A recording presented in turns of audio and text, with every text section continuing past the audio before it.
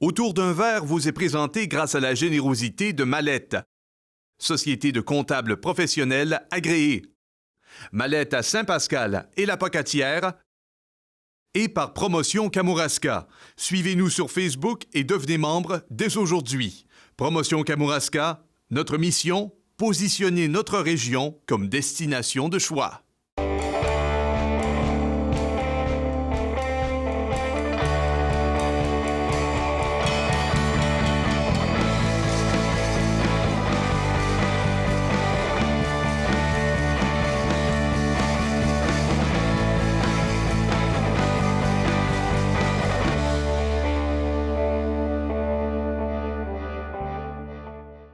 Bonjour et bienvenue à ce deuxième épisode d'Autour d'un verre, un talk show qui a comme toile de fond le Kamouraska. Pour ce deuxième épisode, on a un invité de marque. C'est une actrice, c'est une improvisatrice de renom. Elle a réussi à faire son nom, entre autres, grâce à l'émission Unité 9, Ève Landry. Bienvenue à Autour d'un verre. Merci de l'invitation. Alors, comme à chaque début d'émission, notre invité a choisi une bière de la microbrasserie La Tête d'Allumette. Tu as choisi la Tête Doublon 3.0. Pourquoi? Bien, elle est nouvelle d'hier, à ce qu'on m'a dit, puis j'avais essayé toutes les autres, parce que je suis une adepte de cette microbrasserie. Et habituellement, je prends la Tête de Gasquette, mais là, comme elle est nouvelle, elle m'a dit... puis j'ai bu beaucoup hier, fait qu'elle m'a dit peut-être que la Tête de Gasquette serait un peu fort pour toi. Fait que là, j'ai essayé la nouvelle et pas trompé, très bon choix. Un choix stratégique. Belle recommandation. Eh bien, Ève Landry, à ta santé. Santé, impoli de ma part, j'ai bu avant. Très bonne. Très bonne, hein? Fraise, melon d'eau. Oui, une IPA, mais pas trop raide. Non, ça goûte bon dans la bouche. Je vous la conseille. Alors, c'est un talk show tout particulier. Autour d'un verre, on parle vraiment du Kamouraska à travers la lentille de nos invités. Alors, si tu avais à décrire ta relation avec la région, comment tu la décrirais? J'ai une grande fierté, en fait, avec la région. J'ai une grande fierté de venir ici. Je dirais pas que c'est passionnel, parce que pour moi, passionnel, c'est quand il n'y a plus de temps ni d'effort. Et moi, être ici à long terme, je pense qu'à un moment donné, ça devient trop silencieux pour moi, trop longtemps pour moi, trop d'horizons. À un moment donné, j'ai besoin de plus de rapidité, d'efficacité. Fait que Montréal me va bien, puis je suis habituée là-bas maintenant. Mais ma relation ici, c'est vraiment, je suis fière de dire que je viens d'ici, puis je suis fière de revenir ici. Quand je reviens, c'est comme, je me ressource ici. J'ai vraiment besoin de revenir à un moment donné. Mon chum, il me le dit, il fait comme là, va-t'en Kamouraska. Va faire un tour chez vous, puis tu reviendras quand tu auras respiré du varech. Puis après ça, je remonte, puis ça va. C'est-tu un pèlerinage que tu fais fréquemment chaque année? Ouais. Ben, moi, ma famille est encore ici. Ma famille est toute ici. Donc, je viens 6-7 fois par année, tout le temps. Puis j'ai des petites habitudes, là. J'ai mes coins que je vais tout le temps voir. J'ai vraiment... c'est niaiseux, mais il faut que je monte sur le toit de la maison de mon père. J'ai comme cette vue-là me rassure énormément, t'sais. Il y a comme la vue de mon quartier quand j'étais enfant, mon terrain de jeu à moi quand j'étais enfant. Ça me rassure énormément quand je monte. Il faut tout le temps que je monte sur le toit. Il y a tout le temps un moment donné où je m'assois sur le toit. Souvent quand c'est le coucher du soleil, là, parce que du toit de mon père, on voit un petit peu le fleuve au loin, parce que moi je suis de Saint-Pascal, plus dans les terres. Fait on voit un petit peu le fleuve, donc le coucher du soleil, c'est magnifique. Est-ce que c'est quelque chose qui te manque beaucoup à Montréal ou c'est une espèce de... À chaque fois que tu reviens, tu dis « Ah, c'est vrai, c'est une part intégrale de ma vie ». Ça fait partie intégrante, vraiment. Ce qui me manque le plus quand je suis à Montréal, c'est le silence et l'espace, tu sais. Autant, c'est pour ça que je reviens, mais c'est pour ça que je repars aussi, parce qu'à un moment donné, j'en ai trop de silence. Mais, exemple, quand on sort des bars à 3 h du matin à Kamouraska, à part le cave qui part en fou avec son char, une fois de temps en temps, t'entends rien, tu sais, il n'y en a pas de son. T'es tout seul, puis c'est ton quartier, c'est ton village. À Montréal, tu sors d'un bar, il y a tout le temps du bruit, il y a du bruit partout, sans arrêt, tu sais. Mais moi, ça, mettons, tu sais, me promener dans la rue la nuit, dans un village, puis rien entendre, là, il est comme... Ça aussi, ça me rassure à un certain point. Mais là, grâce à ton rôle dans Unité 9, j'imagine que quand tu reviens à Saint-Pascal, est-ce que tu es encore la Ève Landry ou tu es la Ève Landry / Jeanne Biron? Oh, je suis encore Ève Landry. Pour d'autres, je suis Ti Landry. Pour d'autres, je suis TQ. J'ai comme... ceux qui me connaissaient avant, je pense pas que moi, je pense pas que j'aille changer tant que ça.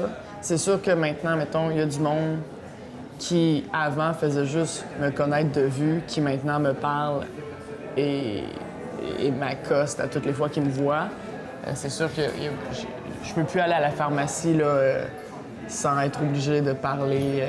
J'ai travaillé là aussi, fait que je connais les femmes qui travaillent là. Fait que naturellement, je leur jase là, parce que j'ai travaillé avec elles, c'est des collègues de travail. Mais mettons, à l'épicerie non plus, là, je peux plus... c'est très long, faire l'épicerie à Saint-Pascal maintenant, mais c'est sûr que ça... Ouais, ça change quand même le rapport à la région, ça, j'avoue. Là. Mais il y a beaucoup de fierté, je ressens beaucoup de fierté de la part des gens de... Puis ça, on me le dit énormément quand je reviens dans le coin, là, qu'ils sont contents parce que j'ai toujours dit que c'était Saint-Pascal de Kamouraska, donc d'où je viens. Je vais jamais, tu sais, je viens du Kamouraska, mais je viens pas de Kamouraska, puis c'est bien important pour les gens du coin, Saint-Pascal, le Kamouraska. Mais ça, cette réalité-là, du fait que les personnes ici te connaissent. Donc, automatiquement, ils vont pas tout de suite t'associer à Jeanne Biron, ils vont penser tout de suite à Ève Landry. Ouais. Le fait que tu sois capable de faire la différence entre ce que tu représentes et qui tu es, est-ce que c'est quelque chose de rafraîchissant pour toi? Oui, énormément. Puis ça, mais même à Montréal, je me bats contre ça constamment. Si quelqu'un crie Jeanne, je me retourne même pas.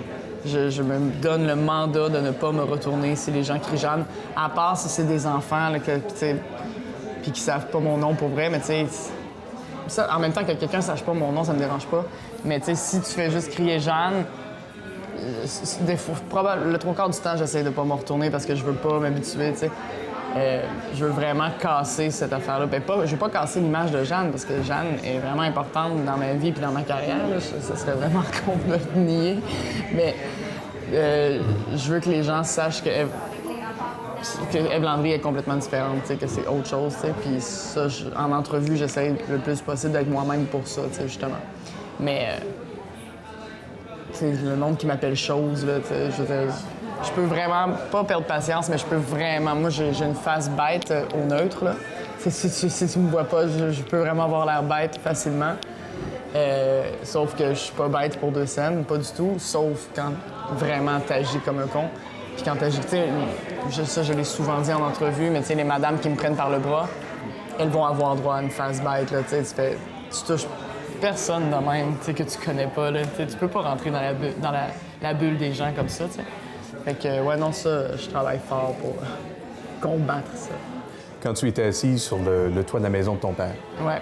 Et que tu regardais les étoiles, que tu regardais peut-être le coucher de soleil, ouais. Est-ce que c'est quelque chose que tu envisageais pour toi dans le futur? Un jour, je vais avoir ce rôle-là qui va faire que je me promène dans la rue puis on m'appelle par le nom de mon personnage. Est-ce que c'est quelque chose que tu visais, que tu espérais? J'espérais faire partie de la culture québécoise, ça oui. Comment, je savais pas. J'espérais faire partie de cette gang-là d'artistes au Québec. Ça, je me voyais sur une scène à faire je sais pas quoi, mais je me voyais sur une scène à dire des choses que je pense puis des choses que j'ai l'impression qu'ils peuvent faire une différence dans la vie des gens. Ça, ouais, depuis longtemps. Mais c'est ça, je tombe en amour avec cette famille d'artistes-là, cette famille de comédiens-là, surtout comédiens. Et maintenant, tu sais, là-dedans, je regroupe beaucoup aussi des chanteurs. J'ai plein, tu sais, hier, j'étais en show. Moi, j'étais pas en show, mais bon, malheureusement, parce que je tournais. Mais j'ai fait la fête avec le band, pareil, parce que, en fait, les Marjos, on accompagne maintenant Betty Bonifaci pour son nouvel album, puis on est comme son cœur. Puis là, je pouvais pas être au spectacle hier qui avait lieu à la Place du Ville pendant le Festival d'été de Québec, parce que je tournais, mais c'est ça, je fréquente maintenant aussi des chanteurs, tout ça, puis j'aime faire partie de cette gang-là qui ont des choses à dire, puis qui le disent en chantant ou en, mais peu importe, mais qui prennent parole, puis qui ont du fun, quoi. Je suis content. Maintenant que tu l'as atteint, ce statut-là, est-ce que c'est tout ce que tu espérais ou tu te rends compte qu'il y a autre chose qu'il te faut dans ta carrière? Ah oui, non.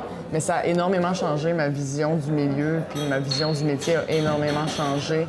Même depuis mon entrée au conservatoire, depuis ma sortie du conservatoire, depuis mon entrée dans le milieu pour vrai, professionnel, depuis que je suis connue, tout ça a changé 1000 fois.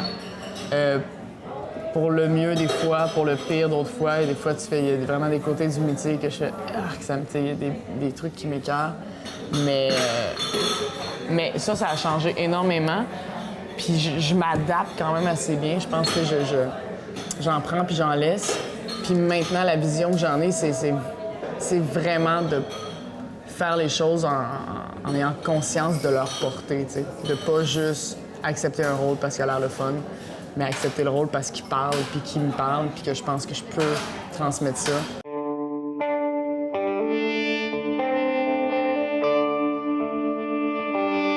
Comme à chaque émission, on fait un concours afin de savoir si nos invités sont bien au courant de leur Kamouraska et s'ils le connaissent bien finalement.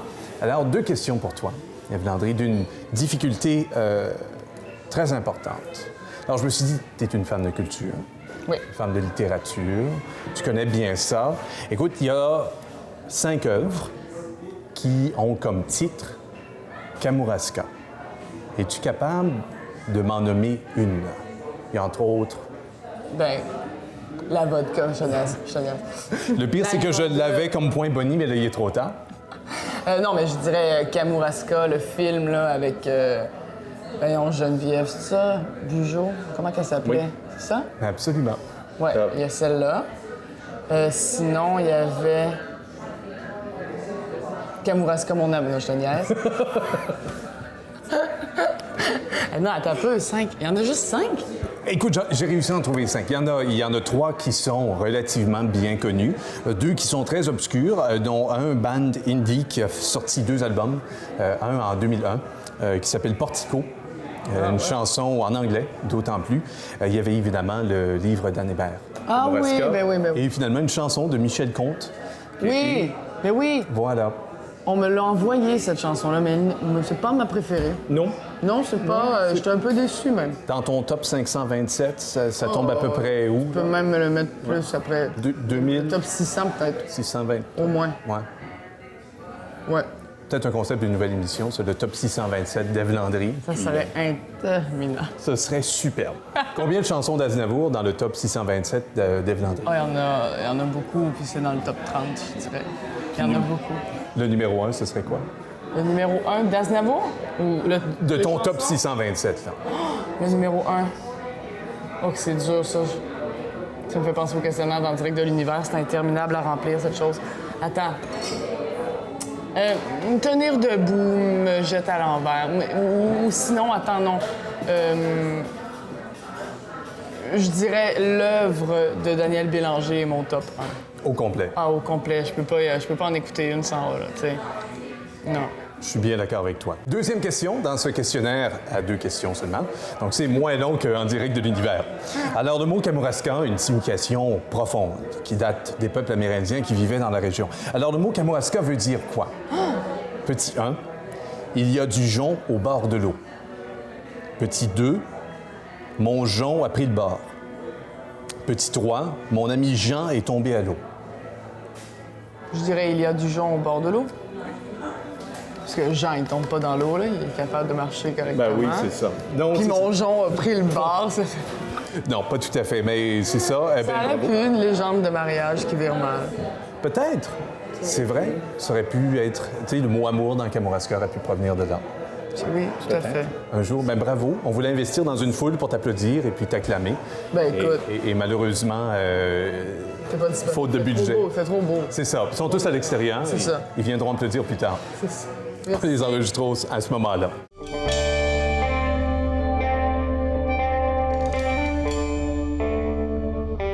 Tu as pris la décision d'aller à Montréal il y a quelques années de ça déjà. Si tu devais compléter la phrase, Kamouraska, c'est bien, sauf que, 3 petits points, comment tu compléterais cette idée-là? Kamouraska, c'est bien, sauf que... Il y a... Moi... Sauf que tu prends ton char pour aller faire ton épicerie. Moi, ça, il y a comme de quoi... Ma mère est pas loin de l'épicerie, ils prennent tout le temps leur char. Il y a comme un truc de... C'est niaiseux, mais tu sais, il y a comme... Je sais pas, il y a quelque chose là-dedans que moi, j'ai un amour pour les quartiers à Montréal. Je me magasine une maison en ce moment, puis je recherche vraiment un quartier dans lequel je peux tout faire à pied, tu sais. C'est vraiment important pour moi, puis la banlieue m'intéresse pas à cause de ça, tu sais. J'ai bien de la misère à... Ça serait un gros deuil pour moi, là, tu sais, de devoir quitter Je suis habituée à ça, j'ai pris goût à ça, j'utilise jamais ma voiture, puis je suis toujours en vélo. Puis il y a comme, tu sais, quand ma famille vient à Montréal, ils trouvent qu'on marche beaucoup. Mais je fais comme, ben non, c'est pas plus loin qu'aller chez grand-maman à pied. C'est juste que tu ne le fais jamais. Mais c'est pas loin, là, grand-maman. Tu sais, c'est même pas 1 kilomètre là, de marche, là. Tu sais, c'est juste une habitude, mais ça, c'est peut-être juste ma famille qui marche pas, là. Puis ils marchent quand même, puis ils font plein d'autres exercices, puis ils sont en forme et tout. Mais ça, c'est un côté que moi, j'aime moins, là, tu sais, de la région. Mais en même temps, j'aime les grands rangs, puis j'aime me perdre là-dedans, là, tu sais. Fait c'est un sauf-que petit, c'est un tout petit sauf-que. Bien futile, disons. Et t'aimes marcher parce qu'il y a un contact direct avec ta communauté, parce que ça te permet de vivre la ville à son rythme. Pour quelle raison marcher, pour toi, c'est une espèce d'incontournable? Quand je suis... Bien, c'est marcher, mais c'est pas juste marcher, c'est les déplacements entre mes occupations. Moi, sont primordiales parce que quand, mettons, je répète mettons, exemple, là, une journée typique, là, je répète pour Salmi Gondi, qui est ma série jeunesse en ce moment, le matin. L'après-midi, je répète pour un show de théâtre. Ou, mettons, l'après-midi, je tourne sur Unité 9, puis le soir, je répète pour un show de théâtre. Bien, entre les deux, c'est mon déplacement qui fait que je passe de un à l'autre, tu sais, puis d'un texte à l'autre, puis d'un univers à l'autre. Fait que les déplacements, pour moi, sont super importants de moment présent, mais aussi, tu sais, comme décrocher de un puis rembarquer dans l'autre. Puis quand je suis très, très, très occupée, j'ai vraiment besoin de ma ride de vélo puis de mon moment à pied, tu sais, pour... Souvent, je fais exprès, mon chum est un gars qui marche énormément. Mon chum aime mieux marcher 1h30 que de faire du vélo, tu sais. Puis lui, c'est justement, il réfléchit, puis tu sais...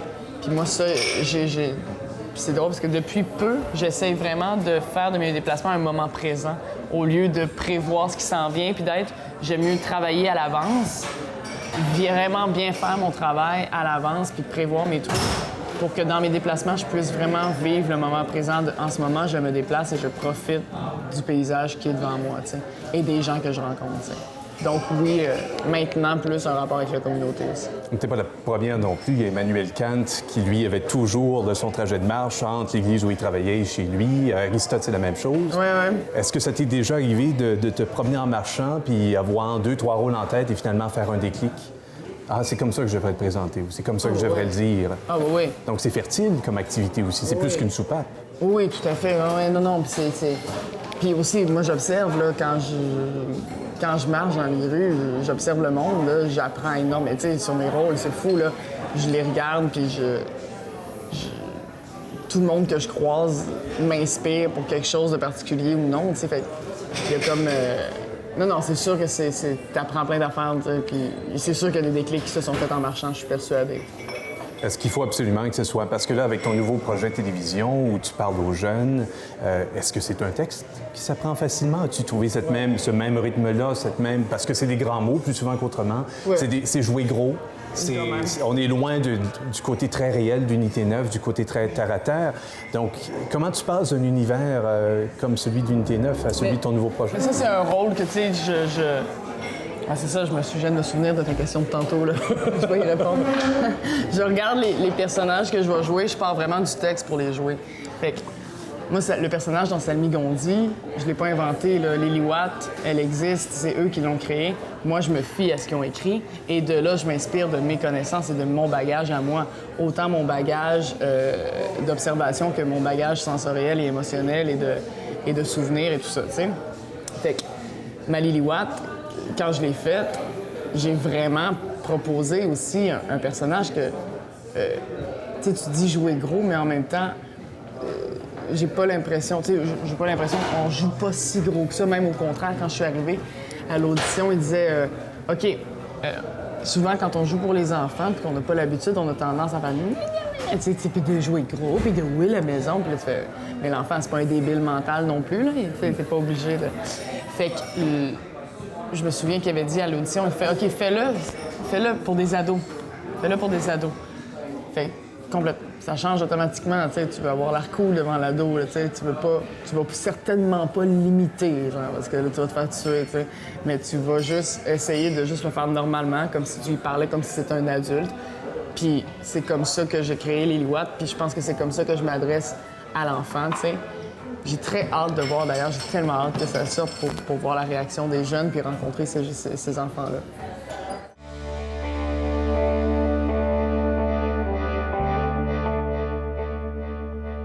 Ève Landry, tu es une actrice de renom, avec beaucoup de talent. Merci. Certaines personnes rajouteraient un autre beaucoup dans la phrase. Tu es aussi une grande improvisatrice. Ouais. Tu as joué dans la LNI et c'est pas n'importe qui est capable de jouer dans la LNI. Alors, pour nos auditeurs, je me suis dit que je te mettrais au défi avec un jeu relativement assez complexe. Alors, à la caméra qui est présentement en arrière de moi quelque part, Je la vois très bien. je vais te demander d'interpréter dans toute la magnitude de ton talent deux personnages diamétralement opposés. Alors, le premier est une femme qui est à Saint-Pascal du Kamouraska, tiens, pour rester dans le thème. Dans le thème. Une femme qui mange un yogourt nature. OK. Je te laisse 2-3 secondes rentrer dans ton personnage. Tu es une professionnelle. Tu veux que je le fasse, là? Oui. Lorsque tu seras prête, et moi je dirai action. Tu sais, je vais faire ça en guise de... De yaourt. Je déteste le mime. Je suis pourri en mime, donc... Mais c'est pas obligé d'être un mime en même temps, tu sais, je veux dire... Ben non, mais si j'ai pas de verre, ça va être un mime automatiquement. C'est vrai. Tu vois, je suis pas un professionnel, tu es une professionnelle, on va la différencier. Laisse-moi faire. OK. Donc là, c'est yogourt nature. Oui, yogourt nature, une femme, Saint-Pascal, yogourt Dans le nature. Kamouraska. Ouais, je peux même te donner l'année 1977. Oh, OK.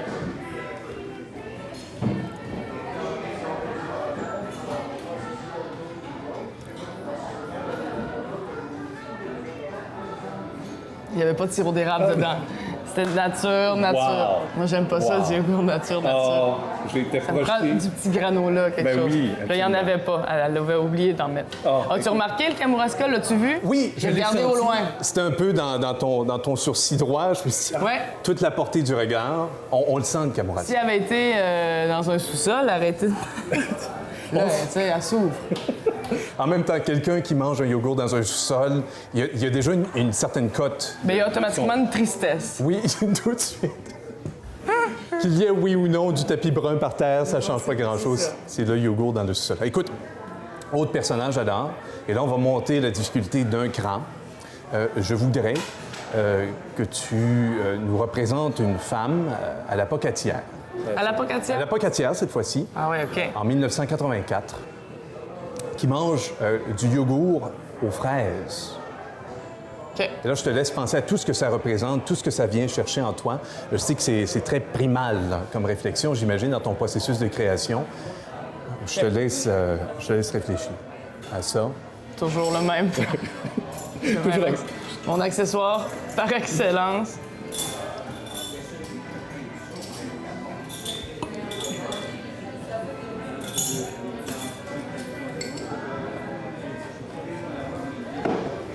C'est tout. Avant la deuxième cuillerée, Oui, juste avant. Mais moi, il faut qu'on... Mon personnage n'était pas une fan des fraises. Elle avait juste l'habitude d'en manger tous les matins. Tu sais, c'était son habitude. c'est dans la routine. Oui, très ordinaire, je dirais. Ça, c'était la pocatière. Non, j'ai un gros préjugé sur la pocatière. Ça doit être à cause du collège. La compétition collège polyvalente m'est restée Évidemment. du secondaire. Oui, et ça, maintenant, plusieurs décennies plus tard, ça se Et la répercute. jalousie quand t'étais adolescente, qu'eux ont le centre d'achat. C'est Pourquoi vrai? on n'a pas le centre d'achat? Maintenant, je suis très contente qu'il soit pas à Saint-Pascal, le centre d'achat. Mais quand j'étais jeune, j'étais full jalouse. Mais t'as rendu compte que plusieurs années plus tard, toute cette haine-là que tu as encabanée dans ton dedans de toi-même est ressortie dans le cadre d'une... On a créé un personnage. Personnage! Fort en couleur, tu sais. Haute en couleur. As-tu cru un jour que le yogourt t'en aurait appris autant sur toi? Ah non. Sur la bactérie, peut-être, mais pas sur moi.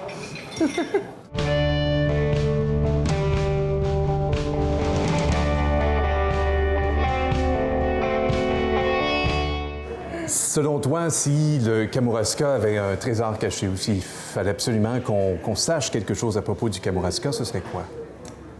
J'hésite à vous le dire parce que c'est vraiment ma cachette à moi, puis il n'y a pas grand monde qui connaisse cette cachette-là. Mais la tête d'allumette, entre autres, est pas pire, mais c'est plus une cachette. Mais vous connaissez sûrement les 7 chutes. Bon. Mais là, dans les 7 chutes, on en voit juste 6. Il y a celle sur le bord du produit laitier, tout ça, du bar laitier. Puis il y en a 5 autres plus haut à partir du rang 4 ouest. Moi, j'ai grandi pas très loin de là. Fait que mon terrain de jeu, c'était les 7 chutes. T'sais. Puis mes parents étaient pas peureux. Là, ils me laissaient aller me baigner dans les rivières, puis escalader là-bas, puis ils me faisaient confiance. Puis... Et ce qu'il faut savoir, c'est que la 7e chute ou la première, tout dépendant du port de où à compter, là, on s'entend? C'est un portail vers Narnia. C'est incroyable! Tu le savais? Ben oui, absolument. J'ai ramené un lion, mais il voulait pas. Non, mais la 7e, pour vrai, parce que nous, moi et ma soeur, quand on était enfant, on les comptait, on était comme, il n'y en a pas 6, il n'y en a pas 7, il y en a 6, ça n'a pas rapport. Puis on les remontait, là, on montait dedans pour être sûr de ne pas en manquer une en s'en allant, tu sais. Puis à un moment donné, on a continué. En haut de la 6e, on a monté, on a marché 45 minutes dans l'eau. Puis à un moment donné, on a voulu retourner, puis on est arrivé, puis c'est la plus belle de la gang. Puis je le sais, on n'a pas encore trouvé un autre chemin que de marcher 45 minutes dans l'eau. On a essayé par le bois, là, en passant par Saint-Bruno, puis tout ça, mais il faudrait passer sur des terrains privés, puis on se sent mal un peu. Mais on est en train là, de déchiffrer, de défricher une espèce de petit sentier pour pouvoir y aller. Mais en même temps, on veut pas parce que c'est la plus belle, elle est large et tout ça. Fait que je dirais que c'est ça le plus beau secret du bas du fleuve. En fait, des Kamouraska, il faut vraiment aller essayer de trouver la 7e chute. Ça vaut la peine. Faites-le en passant par l'eau. Ça vaut la peine. Un moment donné, t'es découragé, puis un moment donné, tu tournes le coin, puis elle est là, dans toute sa largeur. Il y a 2 petits bassins, dont un, c'est quasiment un spa. C'est hallucinant. Mais là, avant qu'on ait une armée d'escaladeurs puis de chercheurs de trésors qui se garochent, c'est pas comme le magicien d'Oz. Faut pas y croire pour réussir à la trouver. Elle existe. Elle existe pour vrai. Okay. Mais si tu y crois, elle sera encore plus belle. Oui. Parfait. J'aime beaucoup ça. J'essaierai de la trouver. Je te le souhaite. Tu vas capoter. Eh bien, Ève Landry, merci beaucoup d'avoir participé à ce 2e épisode d'Autour d'un verre. Et puis, pour tous vous qui écoutez cette émission sur les internets ou bien à la télévision, eh bien, revenez-nous lors du prochain épisode où j'interviewerai quelqu'un d'autre que Ève Landry.